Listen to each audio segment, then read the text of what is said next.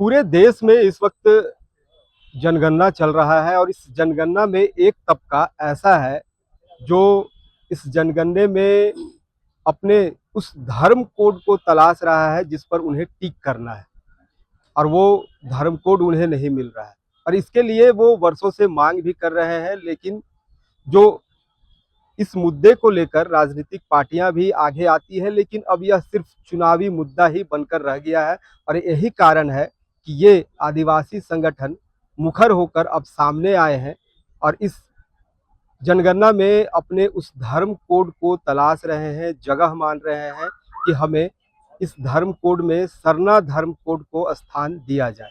हमारे साथ प्रेम शाही मुंडा जी हैं, इनसे बात करेंगे कि लगातार आप लोग मांग कर रहे हैं लेकिन सरकार सुनने को नहीं है। देखिए, हम लोग का डिमांड जो है आदिवासियों के धर्म कोड को लेकर के हमने बार बार कहा कि हिंदू मुस्लिम सिख ईसाई सभी का धर्म कोड है, हम आदिवासियों को क्यों नहीं। और जब जनगणना शुरू हुई है तब एक तरफ देखते हैं कि यहाँ के नेता लिखते हैं लेटर, केंद्र में जाते हैं। मेरे कहने का मतलब है आदिवासियों का धर्म का जो कॉलम है, कॉलम नहीं मिला है। आप कॉलम दे दीजिए आदिवासी धर्म के नाम पर, बाद में जो है सरना गोंडी जो भी लिखे, जगह ही नहीं है, अन्य में भी नहीं है। तो यहाँ के मुख्यमंत्री यही कहना चाहते हैं कि यदि राष्ट्रव्यापी यदि आप आंदोलन जब तक नहीं करिएगा तब तक धर्म कोड नहीं मिलेगा। और मैं इसलिए कहना चाहता हूँ कि पूरे पार्टियां आज़ाद भारत के पहले थे, 1951 से लेकर के 1851 से लेकर के 1971 तक जीवादी कहा, कोई हमें आदिवासी कहा, ट्राइबल रिलीजन कहा, लेकिन अभी तक हमको धर्म कोलम नहीं मिला गया। तो मेरे कहने का मतलब है कि हम कहाँ लिखेंगे, हम देश का नागरिक हैं कि नहीं। एक तरफ कहती है सुप्रीम कोर्ट कि मूल निवासी आदिवासी ये हिंदू नहीं है, लेकिन आप जो है धर्म कोड नहीं दे रहे। तो इसलिए मैं कहना चाहता हूँ कि भारतीय जनता पार्टी अविलंब जो है हमारे लिए धर्म कोड दें, अन्यथा राष्ट्रव्यापी आंदोलन कर रहे हैं। और आने वाला जो आप सोच रहे हैं कि हिंदू राष्ट्र बनाएंगे, तो हिंदू राष्ट्र की परिकल्पना आदिवासी समाज चकनाचूर कर देगा। लेकिन दादा, आदिवासी समाज ही जो इस बार चुनाव भी हुए हैं बंगाल में या फिर आसाम में चुनाव कह लें, ये दोनों जगहों पर जिस तरह से आदिवासी समुदाय ने बीजेपी को अपना समर्थन दिया है, बीजेपी बहुमत में वहां आई है, इसे कैसे देखेंगे कि आखिर क्या आदिवासी समाज बट रहा है? अगर विरोध है तो चुनाव में क्यों नहीं दिखा वो? देखिए, ये बात तो दुर्भाग्यपूर्ण है। यदि आदिवासी समाज भारतीय जनता पार्टी को दिया है तो आदिवासी फोर्सेस, जो राजनीतिक फोर्सेस हैं, झारखंड मुक्ति मोर्चा, भारत आदिवासी पार्टी, ऐसे पार्टी पहले से काम करना चाहिए था। क्योंकि देखिए, विफलता कहीं है इन लोगों विफलता पे। है, क्योंकि झारखंड मुक्ति मोर्चा गई तो हम समझते हैं कि 3 जगह पर सेकंड पोजीशन आया है, ऐसा भी नहीं 0/0 नहीं है। और उसको पहले से काम करना चाहिए।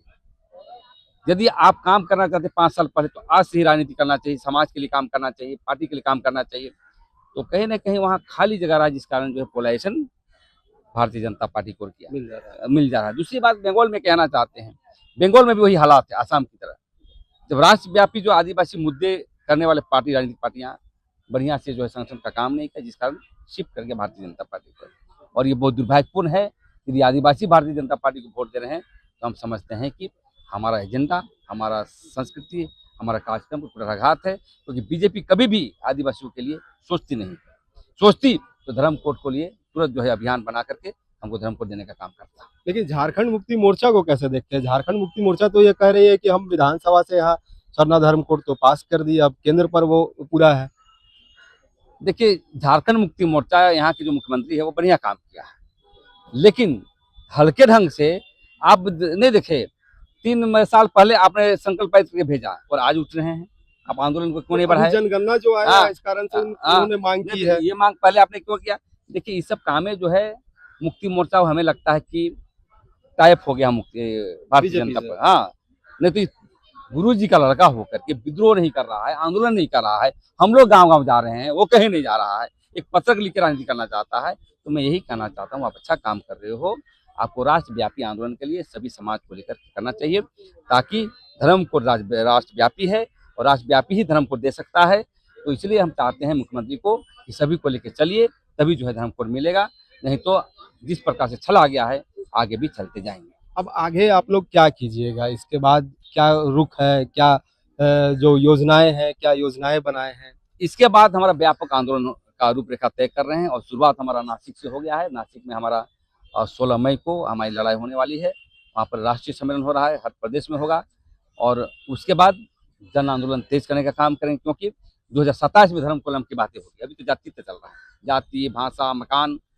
तो हम लोग 2027 में हम लोग इसको व्यापक आंदोलन करेंगे और जिस ये प्रकार से 16 मई से 16 मई से आंदोलन शुरुआत होगी, सम्मेलन होगा।